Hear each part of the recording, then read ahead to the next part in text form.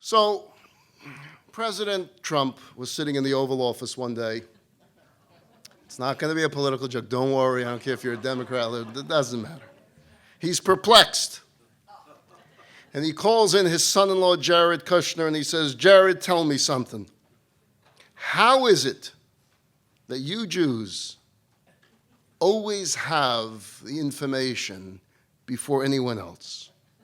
You guys know things before the rest of the world. You're on top of everything. You guys have some intelligence system that I'm not aware of. How is it that all Jews are always so informed? So Jared says, okay, Shver, my dear father-in-law, I'll share it with you. It's in the family. Let me tell you. When we Jews get together, whether it's at a class, a lecture, but mostly in shul, this is what happens. The person sits down next to the fellow next to him. It gives him a little nudge, a light tap. And he goes, no. That's it. That's the code. Nu means, in Yiddish, was is nayis, what's new?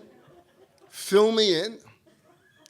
It spreads like wildfire from synagogue to synagogue, quicker than social media. You think Facebook is fast. You think Twitter is something. You have no idea about the new. And that's how it works. That's how we know everything. It spreads.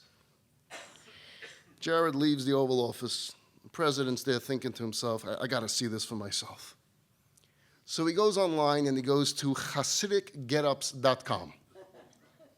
He orders a black hat, a kapota, the long black coat, gets himself dressed up like a Hasidic Jew. He somehow finds his way to sneak away from the Secret Service, and he goes to Borough Park.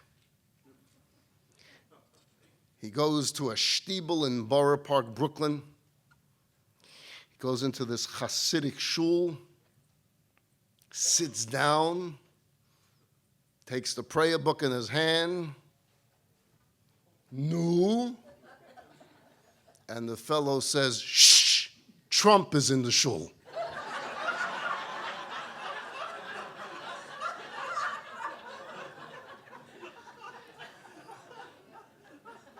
So here we are. We're coming close on our calendar to the month of Elul. The month of Elul reminds us that we're close to Rosh Hashanah. A new year is about to come. On our calendar, 5779 is now just days away, and the question we have to ask ourselves is new. What's new? Ma chadash, what's new? You know, we call it a new year, but what's going to be new about the new year? The same with a birthday. We go through the motions, we get a cake, we get some gifts, it's a new year. What's really new about it? The day after the birthday, it's the same you, it's the same life. So there was an extra candle on the cake this year. What's new? The reality is after the weekend is over, you're going to go back to your life, go back to work, whether it will be Monday morning, or Tuesday morning, or Wednesday morning, you're going to wake up and you're going to do the same thing. Will there be anything new? As the song goes, the sun will rise and the sun will set. What will be new? What separates one year from the next? What separates 1 month from the other? What separates 1 week from the next? What separates one day from the other? How many of you remember the film Groundhog Day? I think it's been made into a Broadway play. This guy, this weatherman gets himself, he's doing a report in Punxsutawney, Pennsylvania for this annual Groundhog Day event, and he gets stuck in this time warp where every day it just keeps repeating itself again and again and again, and he can't get off that one particular day. He's stuck in the day. Do we ever get the feeling that we're living in Groundhog Day? where it's the same thing again and again and again. We're going to go to Shul Rosh Hashanah, and there's going to be the blowing of the shofar, and the rabbi's going to give a long sermon. And then we're going to go to Shul again on Yom Kippur, and we're going to fast, and we're going to do the Sukkot thing again, and we're going to wave the lulav and esrog, and then we're going to dance in Simchas Torah, and then it'll be after the month of Tishrei, and life will go on again. And then Passover will come, and we're going to get the matzah, and we'll have the Seder. It's just going to keep on going, like this famous Jewish philosopher named Yogi Berra. He said it's like deja vu all over again. So here's the question. Do we see life as a constant circle? Round and round and round we go, over and over again. Or do we see life as a straight line? It's one continuum. There's a bump here, a turn there, until you come to the end of the line. How do we see it? Circle or straight line? How does Judaism see it? So there was this young man who once came to the city of Kotsk. He came to study at the seminary of the great Rabbi Menachem Mendel of Kotsk. On the first day there, the Rebbe himself comes over to this new bacher, this new student, and he says, "Young man, tell me, why did you come to study here? Why did you come to this yeshiva to study?" So the fellow, wanting to show how wise he is, he says, "I came here to find God. I want to discover God." So the Kotzker Rebbe says, "To find God? What a waste of a trip. God is present everywhere. You could have discovered him right at home. You didn't have to come here for that." So the student says to the Kotzker Rebbe, "Okay, you got me. But tell me, what should have I answered? What was the correct answer? What was the answer you were looking for?" So the Kotzker Rebbe says to the student, "You came here to find yourself, to discover yourself." What did the Kotzker Rebbe mean, to discover yourself? We hear of this phenomenon a lot lately, especially for those of us from the West Coast, from California, where people are always trying to find themselves. What does it mean to find yourself? To quote another Jewish famous philosopher, Jackie Mason. Jackie Mason would say that the trick in life is to know who you are. To give you Mason's exact words, there was a time, he says, that I didn't know who I was. So I went to a psychiatrist. He took a look at me, and right away he said, "This is not you." So I said, "If it's not me, who is it?" He said, "I don't know either." He said, "So what do I need you for?"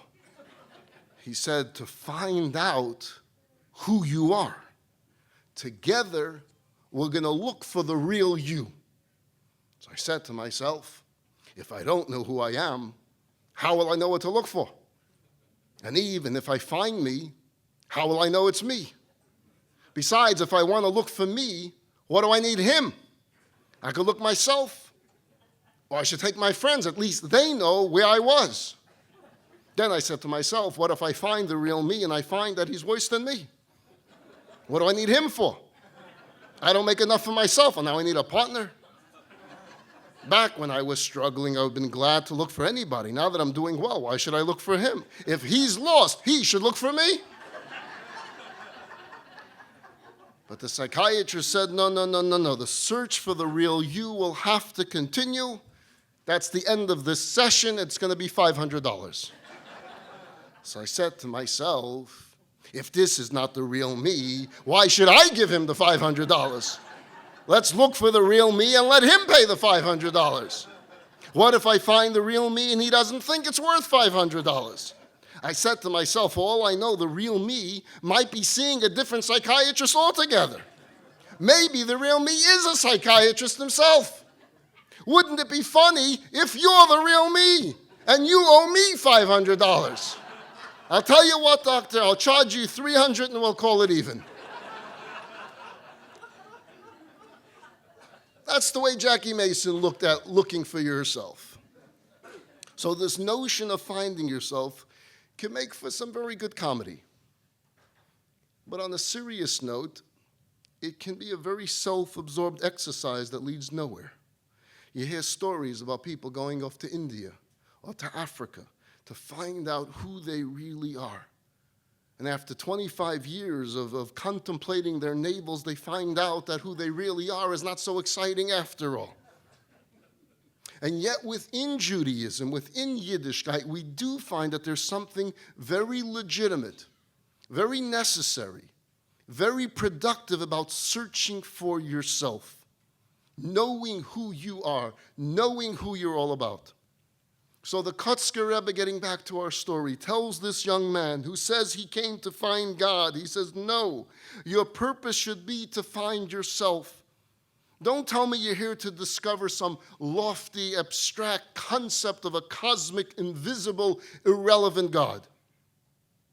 By all means, find God, but find God within yourself. Discover the neshama, discover the soul, discover the spark of God within you. You know, there's a statistic in our country that 96% of people in the United States of America say they believe in God. 96%, which is very nice. It's a very high percentage. But the point is, if you believe in God, then for God's sakes, make it real. Make it practical to your life. Make it mean something, not just words on a dollar bill. But if you believe in God, finish the sentence, therefore what? You know, we could learn a lot about people, a lot about their views on life from the metaphors that people use to sum up life. You've heard this expression, life is like a deck of cards. You have to play the hand you're dealt. It's a metaphor about life. People that say that to such people, everything is random. It's all about the luck of the draw. We're just pawns in a world that has no rhyme or reason. It's all a matter of chance. It's beyond our control. It is what it is. There's nothing I can do about it. This is my lot. We can't change things. We can't shape our own destiny. And so we either succumb to hopelessness and to despair, or we go to the other extreme and decide to live it up with reckless abandon and indulgence. Neither of those options are very appealing. There's another metaphor used by some. Life is a marathon. Not only do you have to run, but you have to come in first. And they keep running and running and running, and they can't stop for a minute to actually live their lives, to smell the roses, as we say. Because if they stop for a moment, they're going to lose the race to the top. Someone else will catch them. Someone else will go ahead. If along the way they have to step on those who stand in their way or neglect those who need them most, what can they do? Life is a marathon. How many live lives this way? We run and we run, and we barely take the time to see those who are near and dear to us. And we delude ourselves into believing that we're doing it all for their sake. The reason I work so hard is for my children, so that they can have. But in the process, it is they who are being sacrificed. And then we look back and we realize that we may have won the race, but in the process, we've lost or neglected our families, our friends, our very lives. You may have heard this story before. Several years ago, there was a very wealthy Jew who passed away. We're talking about a major entrepreneur. The man reportedly left behind an estate worth over $1 billion. He also happened to be a very religious man and a very charitable man. And the story goes that this man left 2 wills with instructions that one of the wills should be opened immediately upon passing. The second will should be opened on Shloshim, on the 30th day after passing. And so when this individual passed away, his family opened the first will. And amongst the instructions in the first will was a very strange request. He asked that he be buried wearing a certain special pair of socks that he had owned, that he put away. He put it in a dresser in the house, he put it in a very specific place, and he asked that when he passed away, he wanted to be buried wearing those socks. Strange request. People have stranger requests. Upon reading this, his children immediately went to his room, went to the dresser. Sure enough, the socks were there. They took the socks, they brought it to the Chevra Kadisha, to the Jewish Burial Society, and they said that our father left instructions that he be buried wearing this pair of socks. Now, as much as the Chevra Kadisha didn't want to upset the family, they respectfully explained that it was not in keeping with Jewish tradition. In Jewish law, a person is not buried wearing socks. And the children pleaded and said, look, our father was a very pious and learned man, and if our father asked that this is what he wanted, then we have to respect that. And the Jewish Burial Society said, we go by Jewish law here. We can't make exceptions. If you want, we can call rabbinic authorities to find out indeed if there's any leniency here. And they said, please do, because it's very important to us to follow through the requests of our father. And they called every Rav they can. They called any authority in Israel and Jerusalem, and they all said the same answer. There's no exception. Can't be done. So the Chevra Kadisha gets back with the family, and they said, look, it's possible that your father simply did not know of this law. Not everyone studies the laws of burial. And now especially that your father is in Olam HaEmes, he's in the heavenly world, and he knows now of all the laws, certainly he would want you to follow what Jewish tradition is, because your father was an observant Jew. And reluctantly, the children have to give in, and they say, you're right. If that's what Jewish law says and there is no leniency here, then you'll just have to go ahead and do it according to Jewish tradition. 30 days go by. The second will is opened. It read something like this. My dear children, by now you would have buried me without my socks. I just wanted you to truly understand that a man can have $1 billion, but in the end, he can't even take along a pair of socks. So use your time and your money wisely. Be engaged with your families. Be engaged with your communities. And be charitable.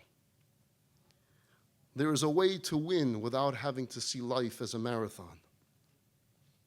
Then there are those who say that life is a big stage and you have to act your part until the curtain falls.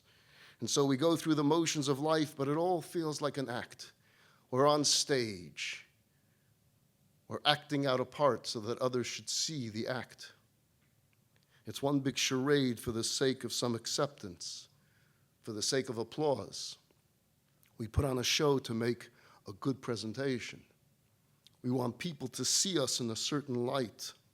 And so we behave in a certain way so that they see us that way. So we live our entire lives without really discovering who we really are, because we're just acting out someone else's script. So many spend their lives in shopping sprees, not out of need, but in order to live and act on the stage of others. And so fashion and cosmetics make up nice costumes and playing the roles on stage. But then we're just acting life. We're not living life. So what is life? Life, very simply, is about discovering your unique purpose in this world and then being true to that purpose. Illuminating your surroundings with it and constantly growing in your pursuit of it. Let me ask you a question. Does this happen to you? Your phone rings, you pick it up, it's an unfamiliar voice, you realize the party on the other end has the wrong number, and as much as you're trying to say you have the wrong number, they keep talking, because they think they're talking to the right person, and they just keep going and going and going, and you say, I think you have the wrong number, I think you have the wrong number, but they don't get the message. If they do, they hang up and they call right back, and they go right back into the speech again.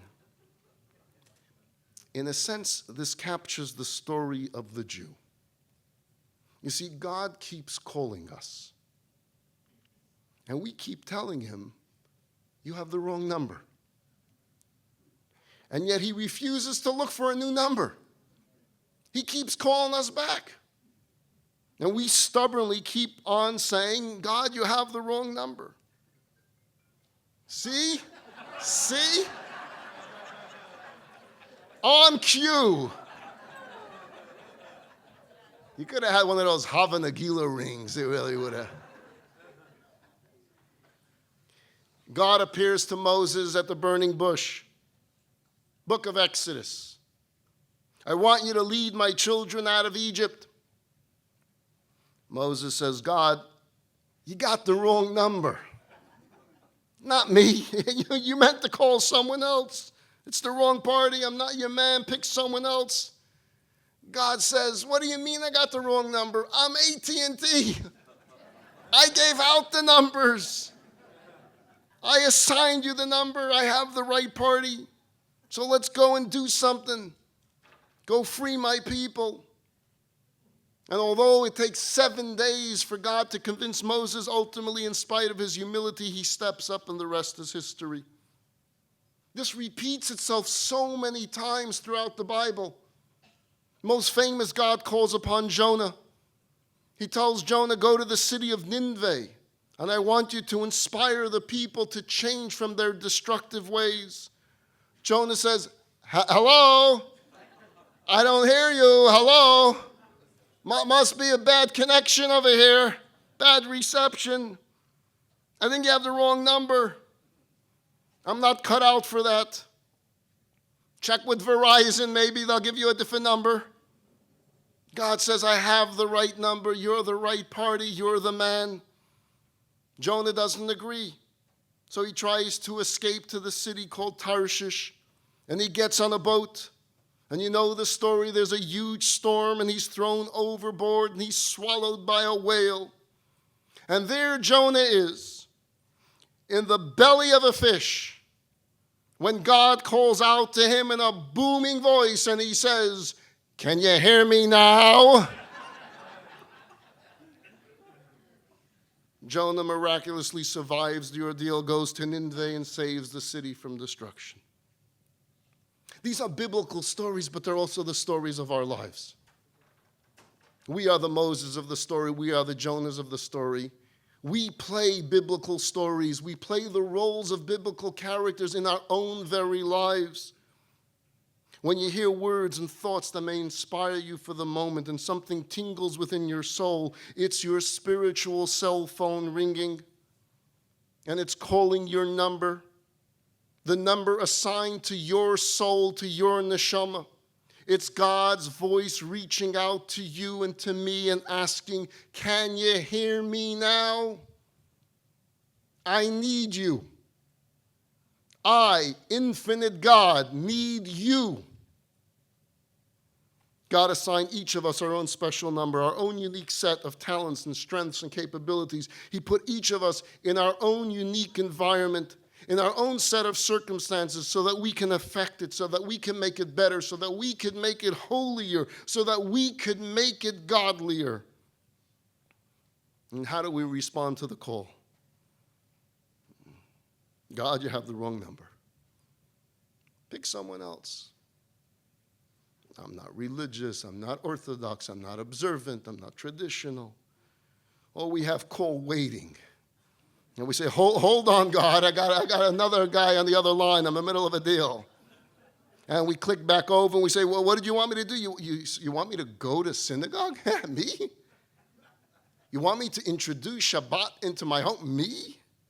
You want me to start going to classes or kosher my home? You want me to get involved in worthy causes? You got the wrong party, and we run away to Tarshish just like Jonah.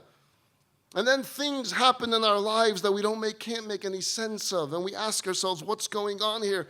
What's happening to me? And we don't realize that we're in the belly of a fish. And God's calling out to us. And he's dialing our numbers saying, can you hear me now? I sent you into this world on a mission. I sent you into this world for a purpose. Don't be afraid of it. Don't run away from it. Don't run to Tarshish. Go to Nineveh. In Judaism, the exercise of finding yourself means to get to know your potential, to be comfortable with your potential, your deep inner potential, your talent to impact God's world, and then do something about it. Time for a confession. I know it's on videotape, and I don't want to bother him to shut it down.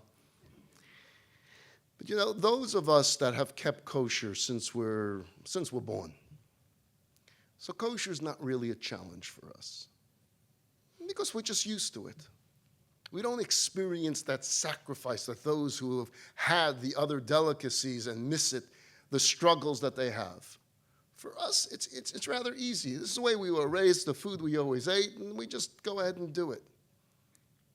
But there are just certain aisles in the supermarket that get to me.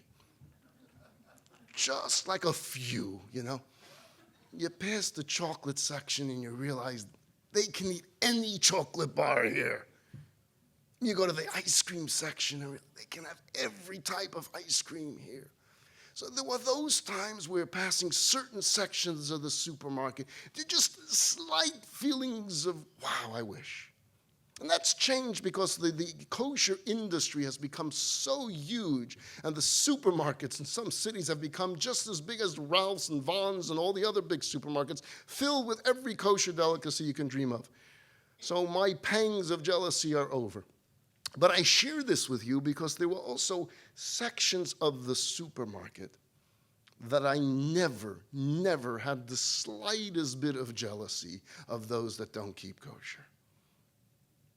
I'm talking about when I passed those tanks where you had these ugly-looking guys. I ran away. I'm looking for a can of Raid. I'm not thinking, oh, what would that taste like with some string beans? I imagine for some it may be a delicacy. I imagine so, but not for me. I'm scared of them. Yet, a lobster is one of God's creations. And the Baal Shem Tov, the founder of the Hasidic movement, taught us that a Jew must learn a lesson from everything in God's world. And so there has to be something that we learn from a lobster, other than running away from it. A lobster is an animal that has a soft body and a hard shell. So how does a lobster grow? The shell is rigid. It's like a piece of rock. It can't expand. What happens? As the lobster grows, it begins to feel confined. It feels imprisoned. It feels tight by the tightness of the shell. And so when it feels that way, it retreats somewhere. It goes to an underwater shelter, and there it knows instinctively how to shed its shell. It releases it, and the shell disconnects from the body and grows a new one. And this new shell is bigger in size. And it does the same thing over and over and over again. In other words, the very feeling of confinement and discomfort is the signal to this animal that it has grown to the point where it has to get out of the shell and grow a new one, a bigger one. So too with a human being. Oftentimes we get this terrible feeling of discomfort inside. We feel constricted, we feel inhibited, we're choking, we can't function, we're miserable, we're distressed, and we can't figure it out. And so in today's society, we're inundated with psychological concepts and ideas, And immediately the doctor will put some type of label on it. You're suffering through anxiety. You're suffering through depression. It's manic. It's bipolar. It's schizophrenic. And we immediately assume that our condition must be pathological or deeply psychological. And so we go to a psychiatrist for a diagnosis, for analysis, for therapy, for medication. And don't get me wrong, there are certainly situations where conditions are pathological, and such treatments are vital and are essential and must be pursued just like any other health crisis. But sometimes the feeling of discomfort is actually a sign of health rather than disease. It's a signal of a need for growth. It's telling us that our shell is too small, that it's time to move on to bigger things in life. Sometimes the disease we're suffering from is stagnation because we're not moving, and our soul doesn't like the lack of growth. It wants growth. It doesn't want the same thing every day. It knows our potential, and that's why we're feeling this emotional claustrophobia. The answer may not be therapy, and it may not be medication. It's not running away to Tarshish or to India, to Timbuktu. The answer for a Jew is growth. We take on a new mitzvah when we start practicing our traditions, when we act kindly to one another, when we increase in our study. We create new garments, new shells, if you will. New shells for our own soul. And so if your soul is being squeezed, if you don't have peace of mind and calmness of spirit and life, it may mean that it's time for bigger garments, to grow a bigger shell. We need to stop choking our soul. Let's face it, growth means change. And change for most of us, including myself, is not easy. Our tendency is to want to leave things as they are and maintain the status quo. That's the natural state of being. We don't want to rock the boat. But ultimately, where does that leave us? To live means to grow. To live means to progress. And in order to do that, we have to take some risks, to make some changes, to shake things up a bit. Let's look at Abraham from the book of Genesis. Abraham was tested by God 10 times, from being thrown into a fiery furnace to putting his son on a slaughtering block. But with each test, Abraham emerged stronger, wiser, better, holier, closer to God. When difficulties or adversities come our way, instead of getting angry, instead of getting depressed, the challenge is to ask ourselves, how can I grow from this? It's true that the sun always shines in the desert. It's never cloudy in the desert. It's never gloomy. It's never overcast. But at the same time, nothing grows in the desert. It's miles and miles of sand. For growth, you need rain. And with rain comes the clouds. And the clouds temporarily obscure the sunshine. Instead of getting angry at the rain, try to appreciate the growth that comes with it. As the song goes, I'm singing in the rain. If you're of mind to grow, you don't live in fear of the clouds. You see, life is not a deck of cards that you're stuck with. You're not stuck with the hand that you're dealt. We're not victims of circumstances. We are the controllers of our destinies. The controllers of our destinies if we have the wisdom and the courage and the strength to change. You're familiar with the serenity prayer? Lord, please grant me the serenity to accept that which cannot be changed, the courage to change that which can be changed, and the wisdom to know the difference. That's what it's about. 1998, New York City Marathon. Thousands upon thousands of people line up to run this marathon, 25 miles. Amongst the thousands was a woman named Zoe Kaplowitz. Zoe Kaplowitz was different than anyone else lined up at that marathon. She was 46 years old, and she suffered from multiple sclerosis. She had it for more than 20 years. Zoe Kaplowitz can only walk with the help of 2 crutches, one slow, painful step at a time. So there she was on a cold day in November. She walked for more than 31 hours and 15 minutes.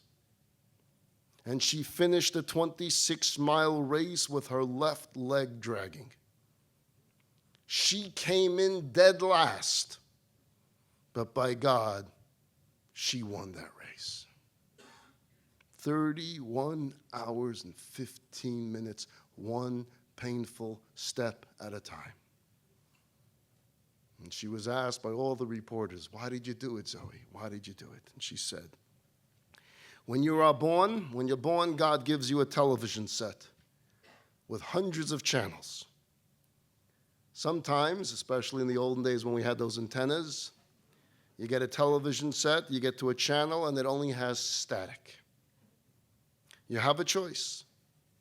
You can sit in front of the one channel for the rest of your life and look at the static, or you can get up and change the channel.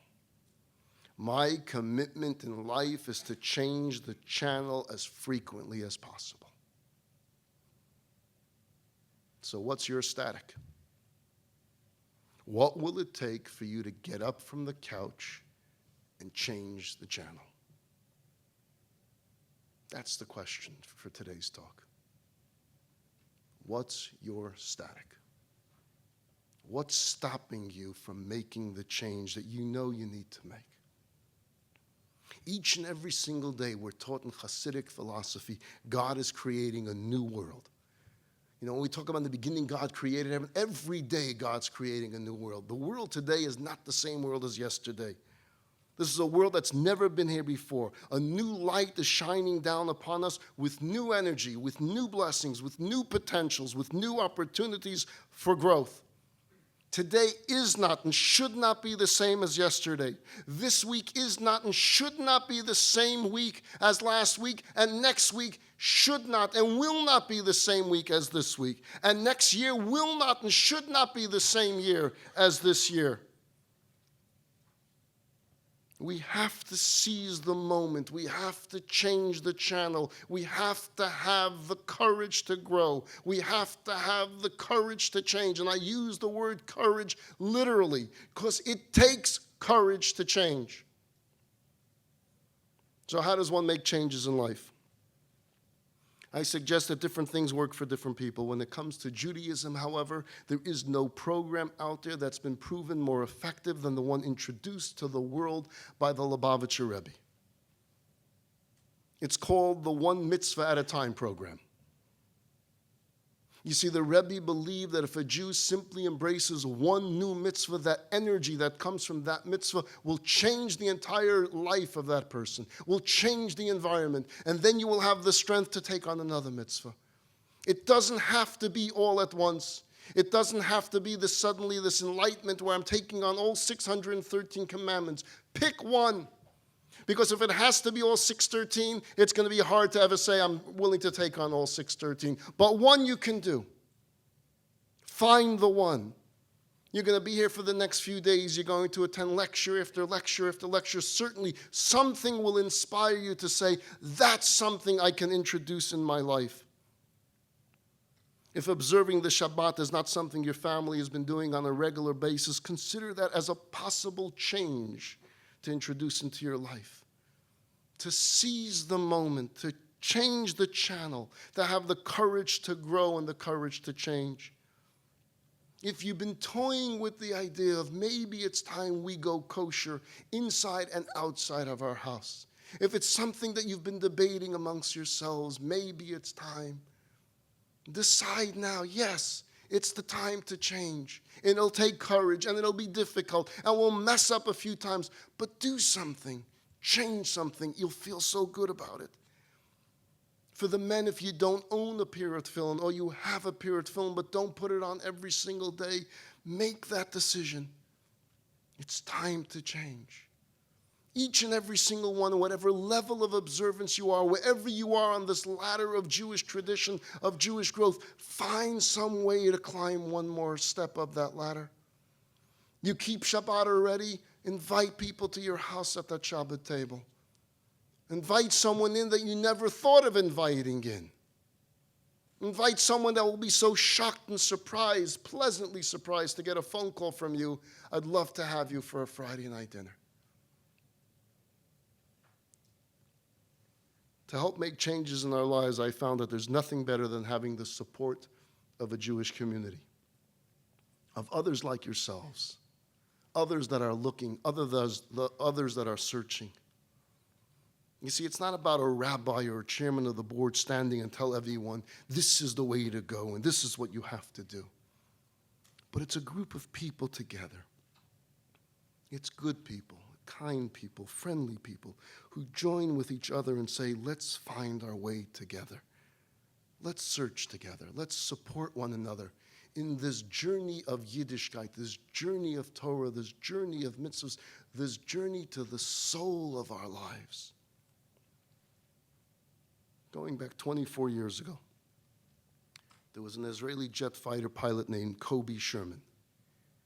Kobe would fly maneuvers over Lebanon. One night, Kobe was in his cockpit of his fighter plane. There were 4 other pilots in his team. They all stood on the tarmac in formation, ready to roar up into the sky. As usual, Kobe checked the dials of the various gauges he had in his display panel, secured his helmet, and got ready for takeoff. His plane was the lead aircraft. He was flanked by 4 other jet fighters, 2 on his right and 2 on his left. This team, Kobe and Arik and Nati and Ofer and Gadi, they had worked in tandem for weeks. They had a nightly routine, and they knew it methodically. They performed drills over and over in total darkness. Kobe's jet fighter plane would take off first. The other 4 would follow moments later. Once in the sky, they would assume a position that resembled 5 fingers stretching forward. Kobe would scan the potential bomb site. He would set up a precise target, and he would shoot off a flare illuminating the site. The other bombers, the other 4 bombers, would then come forward. They would release their missiles. After this, Kobe would then thrust his jet completely upward. He would fly in a huge arc. He would come back around the site, and he would take photos to assess the success and the accuracy of the hit. That's how these 5 operated every night in the war in Lebanon. And so it was on this night. Kobe was focused as usual, roared off the runway in total darkness, began searching for the appropriate site. He found one, radioed his team to be in position and get ready. He released his flare, which lit up the area like bolts of lightning. He then prepared to go into his climb upward. He'd done this maneuver dozens of times before. But on this night, something went wrong. Something went very wrong. His head began to spin, and he started to experience vertigo. He became totally confused and disoriented. Now, generally, pilots are trained to recognize when they're going through something like this, but tonight, Kobe's condition was so intense that he didn't even realize that it was happening to him. Vertigo causes confusion to the point where one can't determine direction or altitude. So without realizing it, Kobe had turned his plane completely upside down. As far as he was concerned, he was flying straight up. That's what his brain was telling him he was doing at high speed. But in reality, he was flying straight for the ground. And so unbeknownst to Kobe, he was hurtling downward at frightening speed, heading for an explosive crash on the ground. And yet he had no clue. He looks at the gauges to determine his position, and he sees in utter shock and disbelief that the gauges is telling him that he's losing altitude, that he's hurling towards Earth. He looked at the next gauge, and it's telling him the same thing, that he's going down. But his brain told him, I'm going up. Who do you listen to? Your brain, which clearly saying to him, you're going up, or the gauges that may be wrong. Maybe the gauges are malfunctioned, and your life is in the hands of this decision. And you have seconds to decide to follow your brain or follow the gauges. What did Kobe do? He did the only thing he could. He radioed his friends and he said, Chevra, tell me fast, am I going up or am I going down? And they looked on their radar and they immediately said, Kobe, ato yored, ato yored, ato yored. You're going down, you're going down, you're going down. Turn around now. At that point, Kobe took hold of the yoke, the stick that controls the direction and the position of the plane. He held it tight. He would have to yank it back towards himself to cause the plane to turn it back over so that it would be right side up. And he had to do this against his own brain that was now telling him that he was committing suicide by listening to his friends. Think about the situation. His instincts were telling him to do one thing. His mind is telling him to do the opposite. His life is hanging in the balance. He's filled with terror, and he musters the superhuman strength to go against the grain, to pull the stick back towards himself. The plane turns itself around, heads back upwards, and his life is saved. Why do I share with you this story about Kobe? That experience changed Kobe's life. He turned to spirituality. And slowly over the years, he became an observant Jew. And he often reflects back on that night over the skies of Lebanon by saying, you know, at times we go about our lives feeling certain that we're traveling in the right direction. We think we're climbing upwards. From our subjective perspective, we think and we feel that we're flying nose up as we should be, that we're doing our thing. Day in and day out, unaware that on a certain level we're afflicted with spiritual vertigo. There are signals, there are gauges all around us that tell us that something is not quite right, that it's not the way we should be flying, and we don't know who to listen to, the gauges or our own minds.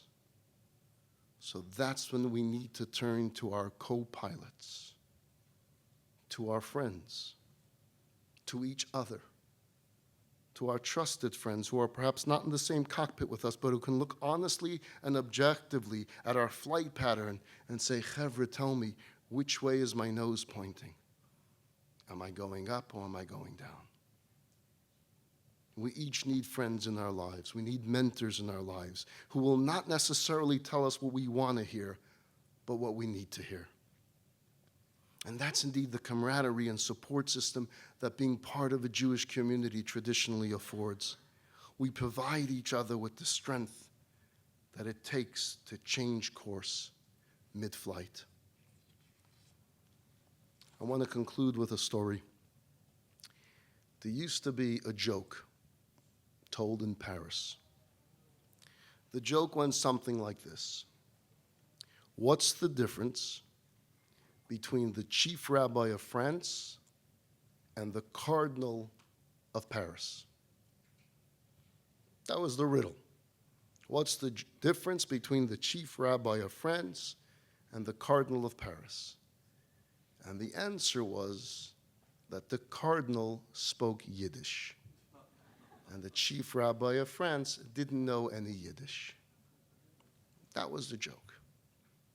But it really wasn't a joke. It was true. You may be aware that the Cardinal of Paris for many years was a man named Cardinal Lustiger.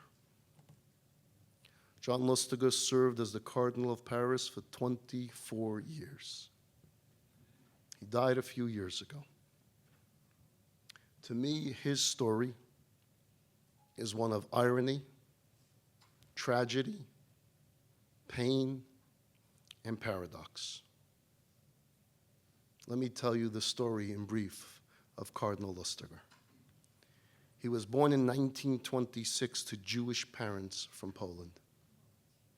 His real name was Aaron Lustiger. That was the name his parents gave him at his bris. When Aaron was 13 years old, the German army marched into France. Fearing for his life, his parents sent him and his sister into hiding with a Catholic family. While in hiding, Aaron changed his name to Jean-Marie. While there with his family, Jean-Marie now converted to Catholicism. His parents, who were in the concentration camps, heard the news that their son had converted to Catholicism, and they were devastated. His mother was captured and sent to Auschwitz, where she was murdered in 1943. Even after the war, Jean-Marie stayed within the church. Didn't go back to a Jewish family. Chose to remain with this adopted family.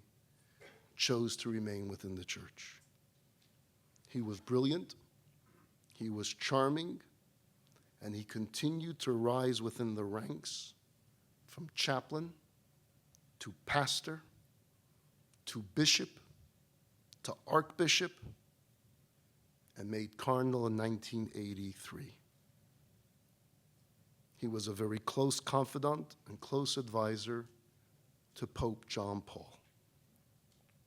As a matter of fact, when Pope John Paul's health started failing, they listed the top 5 possible successors when the Pope would pass away, and Cardinal Lustiger's name was amongst those considered to succeed Pope John Paul. Someone asked Cardinal Lustiger what he thought about the prospect of a Jewish pope. And he responded in Yiddish, "Von dein Maul zu Gottes Ohren." From your mouth to God's ears. He then joked, and he said, "What would happen to all the anti-Semites now? What would they do?" All throughout, his Jewish soul, his neshama, gave him no rest. Cardinal Lustiger insisted that he was Jewish all throughout his life. He said he was fulfilling some special calling. And when his actions were condemned or his identity was called into question, he would cry out, "Don't deny me my father. Don't deny me my mother. Don't deny me my Zayde and my Bubby. I am as Jewish as all other members of my family that were butchered in Auschwitz and in other camps." 1999. As Cardinal of Paris, he took part in France's Day of Remembrance for Jews who had been deported and exterminated during the Holocaust. During this highly publicized ceremony, he read from a list of the victims. He then came to a name on the list. He stared at the name. It was the name of his own mother, Giselle Lustiger. He broke down crying. He couldn't say the words. He simply started crying, "Mama, mein Mama, mein Mama, my mother." As per the request left in Cardinal Lustiger's will, he asked that his funeral begin with the recital of Kaddish. As I said, this is a story of tragedy and paradox, the contradictions and the inconsistencies. But really, it's the story of the Jewish soul that always tries to claw its way back to the forefront, even when it's buried in the strangest of places. But let me tell you what I find most tragic of all about this story. When Cardinal Lustiger's biography came out, he had had a biographer And Lustiger shared with his biographer his story. And in this book it says that in the 1970s, Cardinal Lustiger went through a spiritual crisis, as he called it. He started studying Hebrew. He was seriously considering making Aliyah to Israel. He wanted to rejoin his people, his heritage, his tradition. He wanted to find meaning and he wanted to find purpose. And just as he was about to announce that he was leaving the church and making Aliyah, the Pope called him and offered him the job of Bishop of Orleans. And he couldn't turn it down. And the rest is history. It's a tragedy if you think what could have been had he followed through on that moment of awakening when his cell phone rang. Had he made that big change, had he come back to his roots, how powerful would that have been? How comforting would that have been to his parents in the heavenly world? My friends, we all have moments. Those moments of awakening, moments of inspiration, beckoning us to make a change. Change could be large, the change could be small. We can either turn away from the opportunity, we could resume our current course, or we can turn towards it. And we could summon the strength to seize the moment and indeed change course. So during the remaining time that you're here over the next few days at this retreat, when your spiritual cell phone rings, when you hear something that makes your soul tingle, when you hear a challenge put before you and that you're saying maybe, pick up the phone, answer the phone, and say, God, I can hear you now. I am here. I'm ready. It's time to change. And I have the courage to do just that. Thank you very much.